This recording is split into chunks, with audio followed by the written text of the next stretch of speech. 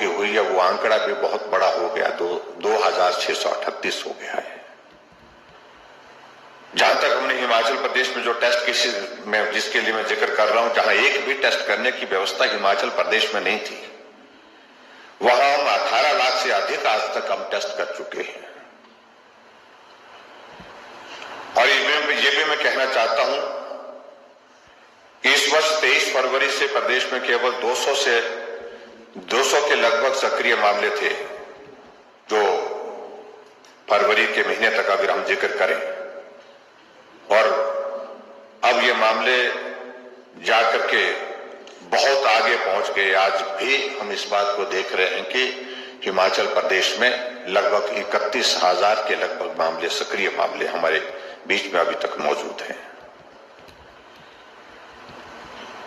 पहली लहर का अगर हम जिक्र करें तो लगभग हिमाचल प्रदेश में 58,000 के लगभग मामले आए, और पहली लहर में दुखद मृत्यु अगर उसका हम जिक्र करें, और उसमें बहुत बड़ी संख्या मृत्यु की हमने जो देखी है वो नवंबर और दिसंबर के महीने में देखी, और कुल मिलाकर के पहले दौर के उस पहली लहर में 982 लोगों की दुखद मृत्यु हुई।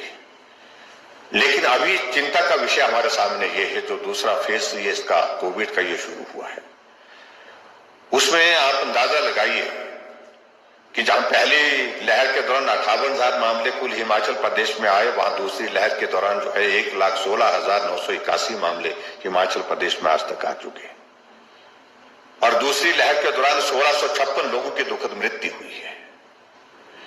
ये एक अपने आप में एक बहुत बड़ा इस प्रकार का आंकड़ा है, जिस आंकड़े को अगर हम थोड़ा सा गंभीरता से देखते हैं तो स्वाभाविक रूप से चिंतित भी होते हैं, विचलित भी होते हैं। मैं सभी ऐसे हमारे बुजुर्ग, नौजवान साथी, भाई बहन जो इस कोविड की बीमारी के कारण इस दुनिया से चले गए, उनके प्रति अपनी संवेदना व्यक्त करता हूं, उनके परिवार के प्रति अपनी संवेदना व्यक्त करता हूं। ईश्वर उनके परिवार को, सगे संबंधियों को इस दुख में, इस घड़ी में ताकत दे, हिम्मत दे इस सदमे को सहन करने के लिए, और दिवंगत आत्मा के लिए मैं ईश्वर से शांति की प्रार्थना करता हूं। हम इस बात को भी देख रहे थे कि हिमाचल प्रदेश में जहां तक सरकार की ओर से जो चीजें करने की आवश्यकता, हमने युद्ध स्तर पर तैयारी करने की कोशिश की है। और सबसे बड़ी बात हमारे लिए यह है कि हमको बहुत बड़ा सहयोग, बहुत बड़ा मनोबल आगे बढ़ने के लिए अगर मिला है आदरणीय प्रधानमंत्री नरेंद्र भाई मोदी जी की ओर से, और ऐसे संकट के क्षण में मजबूती के साथ हर परिस्थिति का सामना करते हुए मदद के लिए, जहां मदद की जरूरत जहां जिस रूप में है, उसके लिए व्यक्तिगत रूप से सभी मुख्यमंत्री से संवाद स्थापित करते हुए, सभी मुख्यमंत्रियों के साथ वर्चुअली कनेक्ट होकर के बैठक करते हुए, चर्चा करते हुए, जहां जहां जो आवश्यकता उनको लगी, जिस प्रकार से मदद करनी चाहिए, उस मदद में उनका बहुत बड़ा एक सहयोग रहा, बहुत बड़ा एक योगदान रहा। उनके इस योगदान को हम कभी भूल नहीं सकते। इसलिए मैं हिमाचल रास्ते की सुविधा के साथ साथ में महत्वपूर्ण इस वक्त यह है कि हम इस क्षण में, जब वो जो शारीरिक रूप से पीड़ा के दौर में गुजर रहे हैं, मानसिक रूप से तनाव के दौर में से गुजर रहे हैं, ऐसे में उनके साथ खड़े होकर के जब उनके करीब रहते हैं तो स्वाभाविक रूप से उनको बहुत बड़ा हौसला होता है, बहुत बड़ी हिम्मत होती है। मैंने जो वार्ड में, हॉस्पिटल में एडमिट हैं पेशेंट, उनके साथ भी संवाद किया है, उनके साथ वीडियो कॉन्फ्रेंस के माध्यम से भी बातचीत की है। और मैं इस बात को कह सकता हूं, ये संकट बहुत बड़ा है। जिस प्रकार की सुविधाएं शायद कई लोग चाहते होंगे, उस प्रकार की सुविधाएं देना वो संभव नहीं भी हो पाएगा, लेकिन फिर भी उसके बावजूद हर व्यक्ति का जीवन सुरक्षित हो, हर व्यक्ति के जीवन को बचाने के लिए जो संभव किया जा सकता है, हर संभव प्रयत्न किया जा सकता है, उसमें कमी न छूटे। उसमें हमने कहीं भी हिमाचल प्रदेश में कमी नहीं छोड़ी है। हमने ईमानदारी से उस दिशा में प्रयत्न किया है और उसके लिए थोड़ा सा उसमें वक्त लगेगा, लेकिन फिर भी उसके बावजूद हम इस बात को सुनिश्चित कर रहे हैं कि आज के इस टेलीमेडिसिन जो ई संजीवनी स्पेशलिस्ट ओपीडी का एक ये कार्यक्रम शुरू होगा, उसके माध्यम से वो अपनी सेवाएं जो है उपलब्ध कराने में अब सफल होंगे, ऐसा मेरा मानना है। एक बार उसके लिए भी मैं आप सबका धन्यवाद करता हूं और आज के इस कार्यक्रम में सभी जनप्रतिनिधि जो भी जुड़े हैं उनसे मेरा विनम्र निवेदन है कि बहुत सारी चीजें उत्तर प्रदेश सरकार ने की है।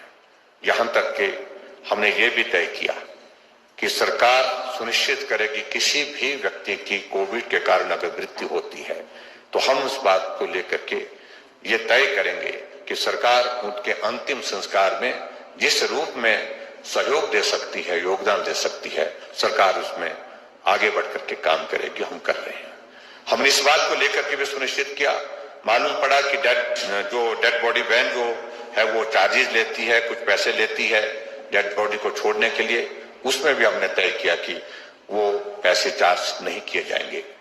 उसके साथ हमने ये भी तय किया, कुछ जगह अंतिम संस्कार के दौरान लकड़ियों की असुविधा हो रही थी, मुश्किल हो रही थी, उसके लिए भी हमने तय किया कि हिमाचल प्रदेश सरकार की फॉरेस्ट कॉर्पोरेशन की ओर से, हिमाचल प्रदेश सरकार की ओर से जो लकड़ी जो है वो वहां पर जो शमशान घाट में अंतिम संस्कार के लिए आवश्यक होगी वो भी हिमाचल प्रदेश की सरकार देगी। और ग्रामीण क्षेत्रों में विशेष तौर से ऐसी जगह जहां लोगों के जो वन अधिकार है, उस अधिकार के तहत अगर सूखा पेड़ वहां पर है उसको काट करके लकड़ियां उपलब्ध करा सकते हैं। उसी तरह से एक हमने ये भी तय किया, जो भी हमारे ऐसे बच्चे हैं जो जिनके पेरेंट्स नहीं रहे इस कोविड के संकट के दौरान, उनके लिए उनकी पढ़ाई का जिम्मा, उन सारी चीजों को लेकर के उनको महीने का जो है 2,500 रुपए का जो देने का जो है वो भी हमने प्रदेश सरकार की ओर से एक निर्णय लिया और उस निर्णय के अनुसार जो है उनकी मदद करने के लिए हमने प्रयत्न किया। इसके अतिरिक्त और भी बहुत सारी चीजों को लेकर के हम सोच रहे हैं। हम एक डाटा कलेक्ट करने की कोशिश कर रहे हैं, कितने ऐसे परिवार हैं जिनको क्या मदद हम कर सकते हैं। उन सारी चीजों को लेकर के अभी आने वाले समय में एक एनालिसिस करने के बाद, पूरा संकलन करने के बाद हम किसी निष्कर्ष पर जब पहुंचेंगे तब हम उन सारी बातों को जिक्र करेंगे। लेकिन हर संभव मदद ऐसे संकट के क्षण में हम करने की कोशिश कर रहे हैं। मैं आदरणीय प्रधानमंत्री जी का बहुत आभार व्यक्त करना चाहूंगा, फिर से जो राशन फिर से उपलब्ध कराने के लिए उन्हें आगे बढ़ करके निर्णय लिया, उससे भी एक बहुत बड़ी राहत हिमाचल प्रदेश की नहीं पूरे देश के गरीब लोगों को हुई है। उसके लिए भी मैं आदरणीय प्रधानमंत्री जी का हृदय से आभार व्यक्त करता हूं। भाई और बहनों, मैं आज के इस कार्यक्रम के माध्यम से सभी जनप्रतिनिधियों से और हिमाचल प्रदेश के सभी भाई बहनों से विनम्र निवेदन करना चाहूंगा। ये संकट बड़ा संकट है।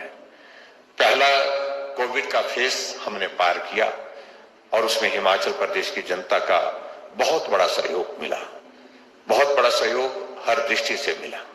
हमने जहां ऐसा अनुभव किया कि कोई लोग ऐसे हैं जिनको इस संकट के क्षण में राशन देने की जरूरत है, प्रदेश की जनता आगे आई, बहुत सारे संगठन, बहुत सारी संस्थाएं आगे आई, उन्होंने अपना सहयोग दिया।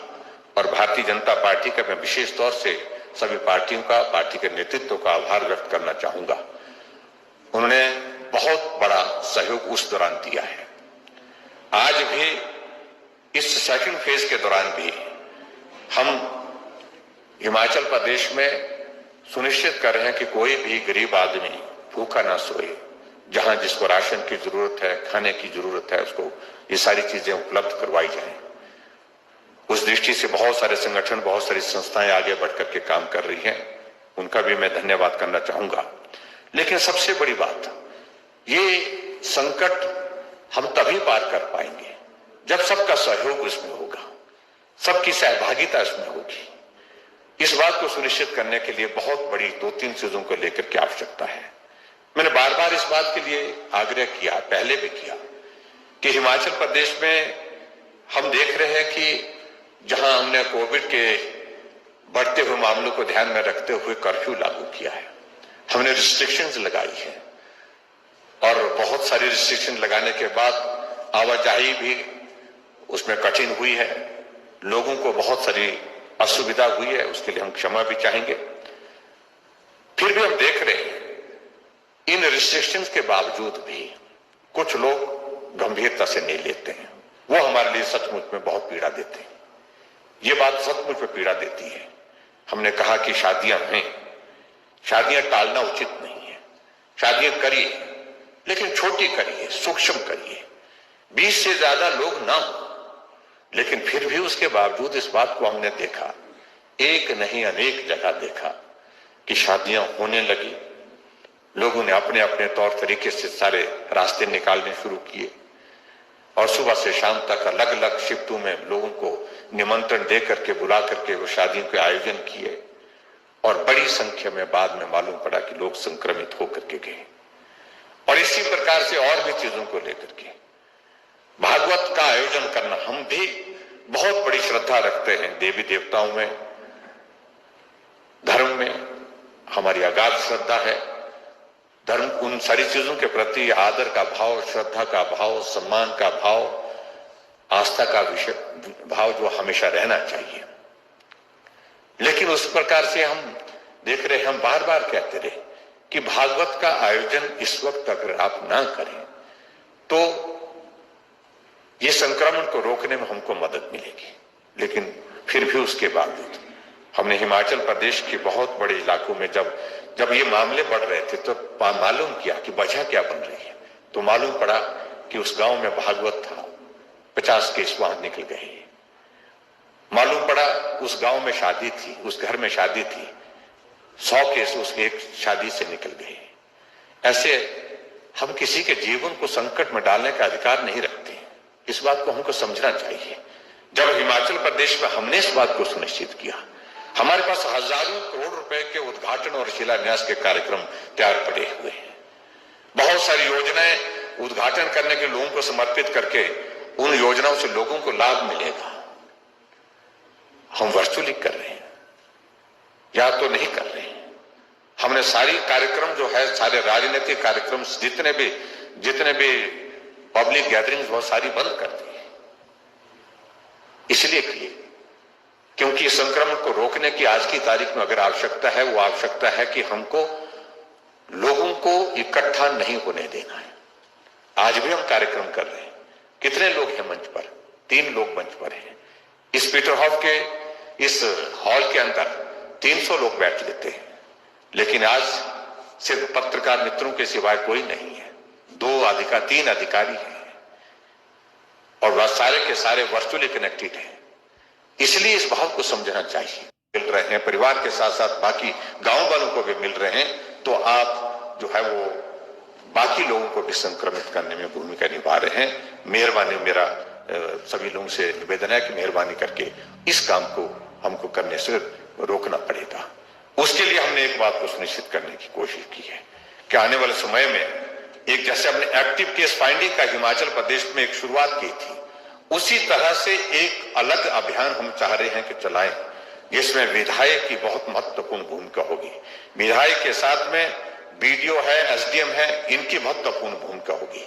और उसके बाद पंचायत का प्रधान, वार्ड मेंबर और शहरी क्षेत्र में हमारे नगर निगम, नगर परिषद के हमारे काउंसलर, नगर परिषद के अध्यक्ष, उपाध्यक्ष, ये लोग सुनिश्चित करें कि अपने अपने एरिया में जो भी पेशेंट ऐसा है, होम आइसोलेशन वाला तो रिकॉर्डेड है, वो जानकारी है, इस घर में है, लेकिन बीमार कहां है, सर्दी जुकाम वाला कहां है, बुखार वाला कहां है, ये पंचायत के चुने हुए प्रतिनिधि जो नीचे के स्तर पर रहते हैं, जिसमें आशा वर्कर और जिसमें हमारे वार्ड मेंबर्स हैं, वो सब लोगों को मालूम पड़ जाता है कि उस घर में ये आदमी अस्वस्थ है, उस घर में ये आदमी मेहमान आया है, इस घर में ये आदमी बाहर से आया, जानकारी रहती है।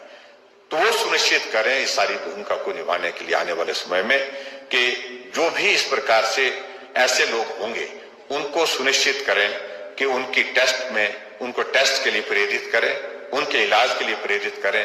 वो पॉजिटिव है, कोविड के नहीं है, वो सुनिश्चित करें, लेकिन टेस्ट ही एकमात्र माध्यम है उसका कि वो अपनी जांच करवा करके जो है कोविड का टेस्ट करवाएं और सुनिश्चित करें कि वो कोविड पॉजिटिव नहीं है।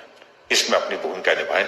इसमें हम एक और भी आगे बढ़कर के सोच रहे हैं, जिसके लिए हम एक आध दिन के अंदर हम कोई योजना बनाने की सोच रहे हैं। उसमें जो पंचायतें अच्छा करेंगे उनको सम्मानित करने की भी हम योजना बनाएंगे। जो लोग इस तरह से कि हम, क्योंकि सतत करना पड़ेगा, लगातार करना पड़ेगा। आज कोई आदमी स्वस्थ होगा, वो जरूरी नहीं है कि 3 दिन के बाद वो स्वस्थ ही होगा। हो सकता है 3 दिन के बाद उसको ये इस प्रकार की परिस्थिति आ जाए कि वो बीमार हो। तो इसलिए बार बार लगातार इस सारे इसमें रहना पड़ेगा, संपर्क में रहना पड़ेगा, बार बार लगातार संपर्क के साथ साथ में उनको बातचीत करते रहना पड़ेगा। इसमें अच्छी भूमिका निभाने वाले जो पंचायत के प्रतिनिधि होंगे, उन पंचायतों को हम सम्मानित करने की दृष्टि से भी हम विचार कर रहे हैं। उसके लिए कोई योजना बना करके हम तैयार करेंगे। ये भी मैं आज के इस अवसर पर कहना चाहूंगा।